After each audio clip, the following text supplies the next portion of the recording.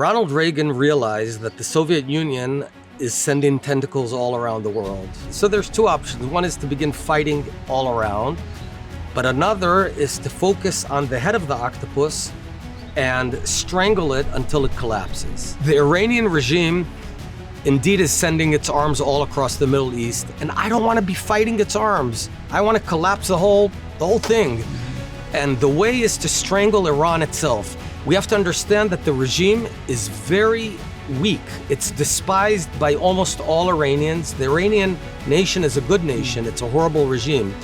It's corrupt. It's incompetent. It's going to collapse.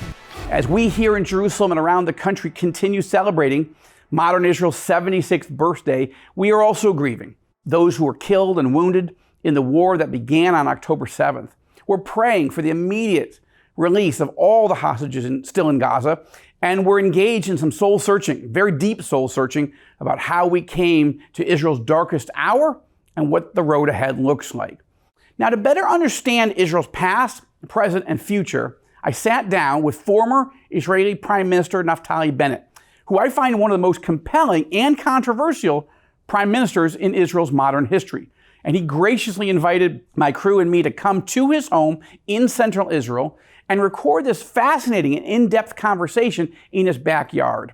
Last week, of course, in part one, we discussed Israel's prophetic and geopolitical past. And I encourage you to watch that at rosenbergreport.tv or on our YouTube channel. Tonight, in part two, we're going to discuss very serious and very pressing issues facing Israel at present, things that are going on right now, from Hamas and Hezbollah to the chilling prospects of a nuclear-armed and genocidal Iran. Let's talk about the present. So what happened on October 7th? How do you see what happened on that southern border on that horrible day?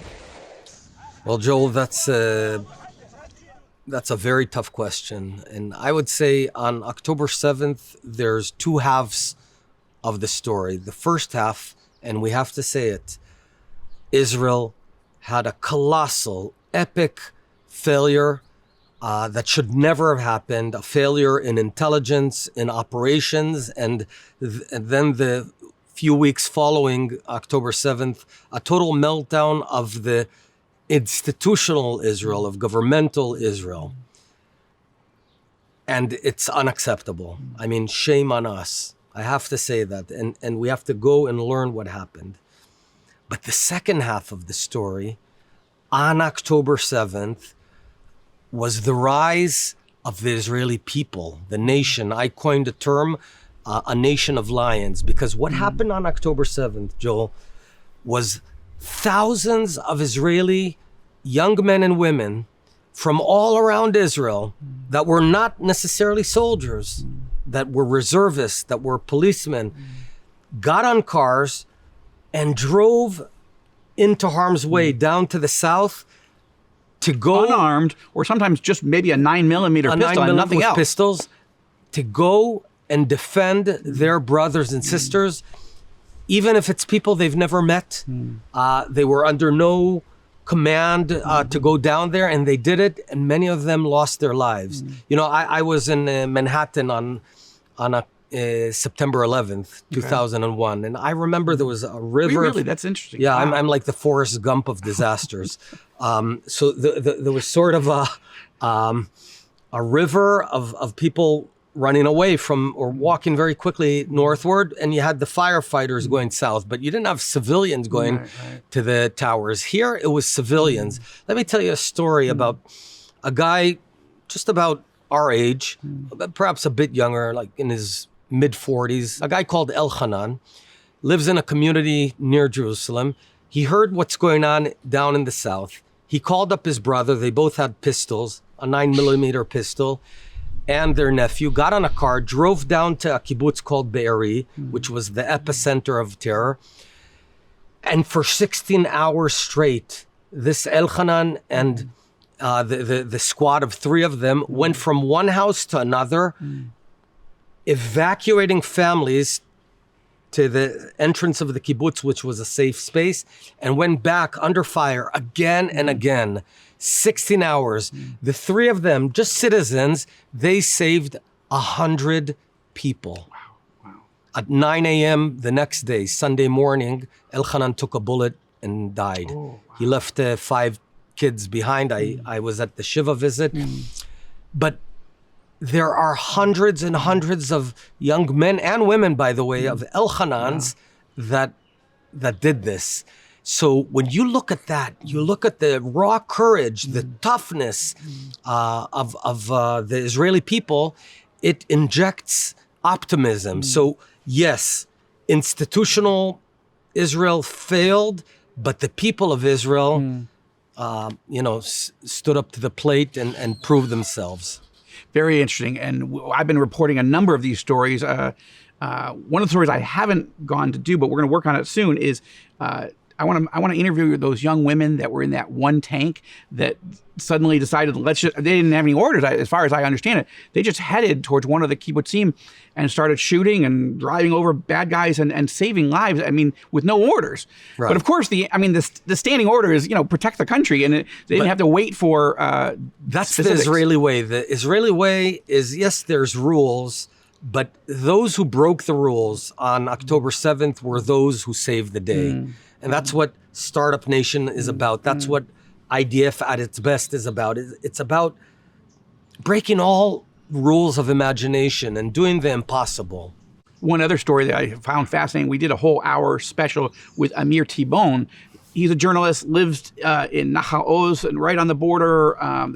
He and his wife and their 2 little daughters staying in a safe room for, I think, 10 hours. No electricity, no air conditioning, no light. Trying to tech with his father. Now, his father, right, Noam, was a famous general, but, he's in his 60s. He had a 9mm. He and his wife drive south, engage terrorists, rescue people, pick up an AK-47 from a bad guy and start, killing other bad guys. That's somebody who has military training, but doesn't have orders and is in his 60s. That's all right. So that's encouraging, but you've made a really critical point in a Wall Street Journal piece just before New Year's, just after Christmas and Hanukkah, in which you said, okay, we're fighting the tentacles of an octopus. We're fighting the arms of Iran, but we're not actually fighting Iran the way you think we ought to. You wrote that prior to the 320 missiles and suicide drones that came in. Yes. Would you walk our viewers through your assessment of the threat posed by Iran and what Israel ought to be doing that it may not be doing in your analysis? Absolutely. And my textbook example is the Soviet Union in the 80s and what Ronald Reagan did. Ronald Reagan realized that the Soviet Union is sending tentacles all around the world. Vietnam, Korea, here, there. Communist entities. Communist entities. And so there's 2 options. One is to begin fighting all around, but another is to focus on the head of the octopus and strangle it until it collapses. And that's what America did to the Soviets throughout the 80s. I'm talking about economic intelligent warfare. I'm talking about now cyber. I'm talking about covert, overt. I'm talking about empowering the opposition in Iran to fight the regime. Because here's the thing. The Iranian regime indeed is sending its arms all across the Middle East. And I don't want to be fighting its arms. I want to collapse the whole thing. Mm-hmm. And the way is to strangle Iran itself. Iran is a regime. The regime, exactly. It's a regime that will collapse. But it could happen in 30 years or it can happen in 3 years. And that has to do with what Israel and America and the West actually do. So I believe that together, America and Israel, short of a kinetic war, I'm not talking about all-out war, but if we do all those things, if the next time there's demonstrations in Iran and the Iranian regime turns off the internet, we turn it on again so they can communicate. If they're empowered, we have to understand that the regime is very weak. It's despised by almost all Iranians. The Iranian nation is a good nation. It's a horrible regime. It's corrupt. It's incompetent. It's going to collapse. Now, the reason that people who are opposed to President Reagan in the early and mid and late 1980s, they thought his analysis was crazy. He was saying that the evil empire was ready for the dustbin of history, and that strategy you described would work.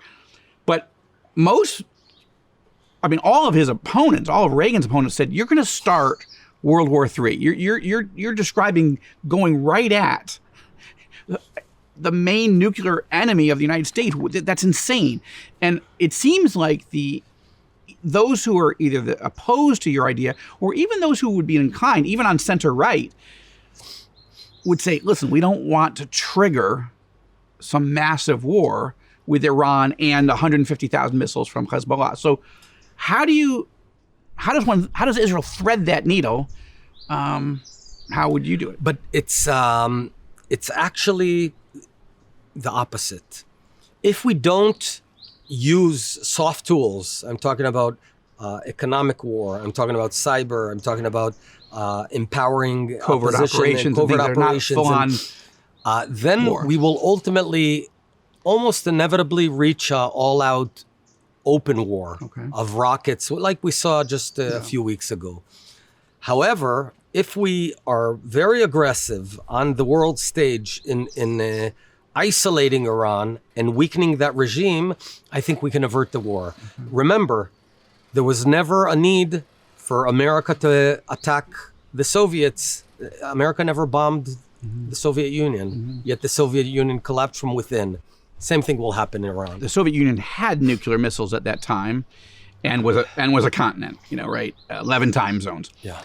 Iran's regime does not yet have nuclear weapons, and while it's much larger than Israel, not just the combined force of the United States and Israel, but also our Sunni Arab allies, all want this thing to be Iran's regime to be neutralized. So, if there has to be a preemptive strike, a kinetic war, fighter jets, missiles, what have you, to take out that nuclear program and the ballistic missile program, doesn't that at least need to happen before Iran crosses the line? Or are you seem optimistic that it can be done without, but aren't we rapidly getting to the point where the point of no return, that if you're going to do this attack at all, you'd have to do it soon? Yes, your analysis is correct. We cannot allow Iran to obtain nuclear weapons, and they're getting way closer than they were right now. Blatantly, just violating all international rules on that. They are enriching right now at very high percentages that there's no reason to enrich that way unless you're developing a bomb.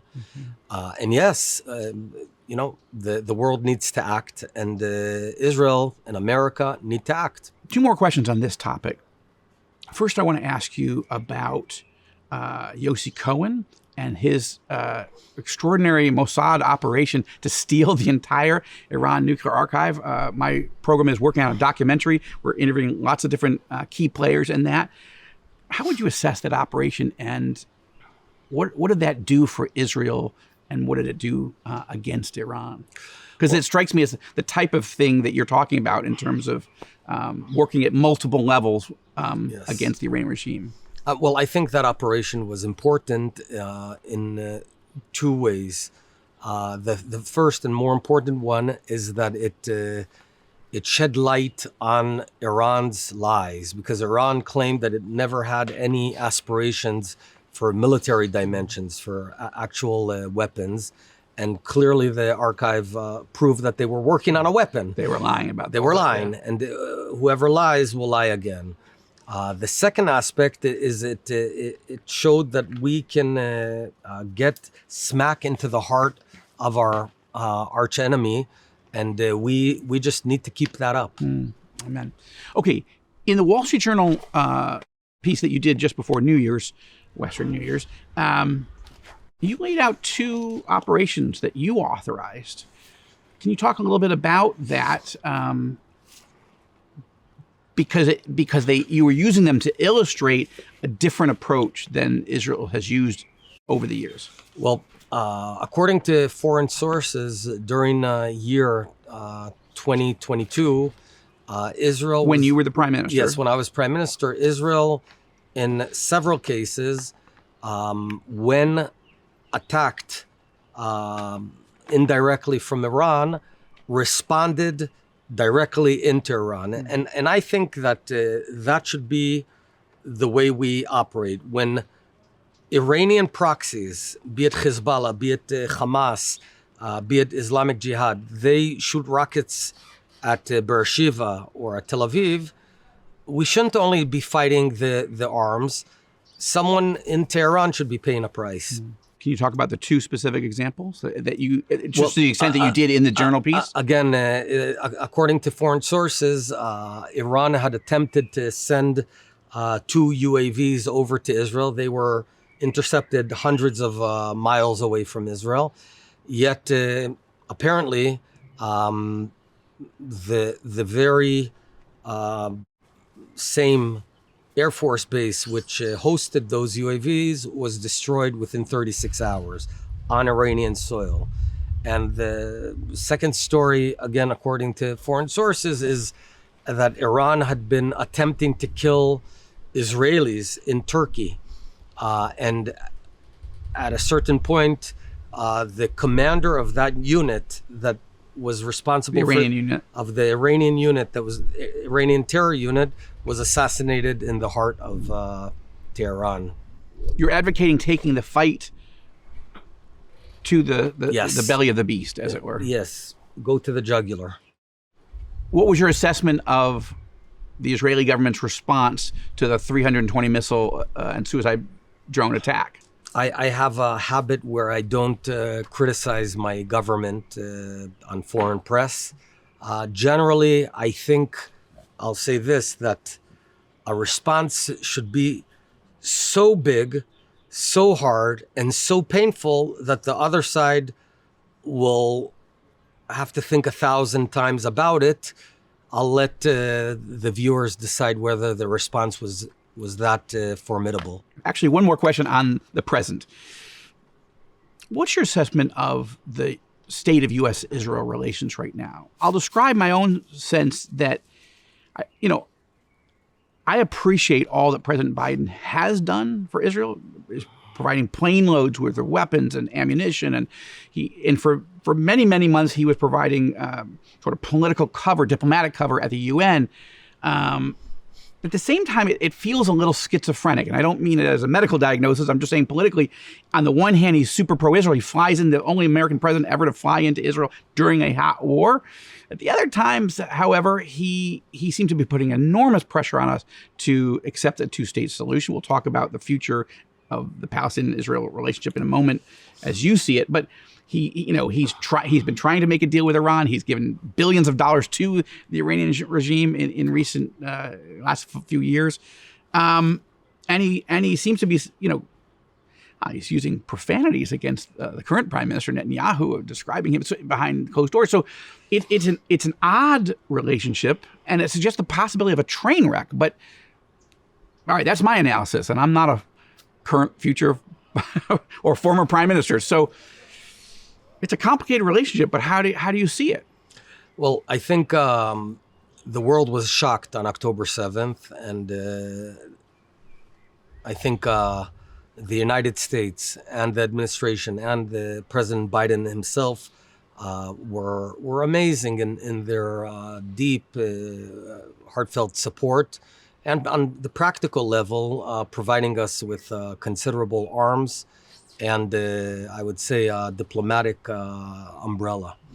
I think as time progresses and the pressure from some of the public, especially on campuses, etc., so there's waning of some support of Israel in some circles, and it's no secret that there's a meaningful disagreement regarding the goals of war, regarding Rafah. I think we have no choice. I think we have to go in and dismantle Hamas. Hamas cannot be left standing. We have to go into Rafah specifically, you're saying? Absolutely. Even if Biden says You know, I mean, he's called it a red line. I'm not quite sure because He says, unless you've shown me and convinced me that you've got a sufficient plan to protect civilians, which of course Israel would want to do anyway. Right. We're in any case, we're doing it. We have a very, very low collateral damage ratio, which is the ratio between the number of terrorists we kill and the number of civilians that die as a result of Hamas hiding within them.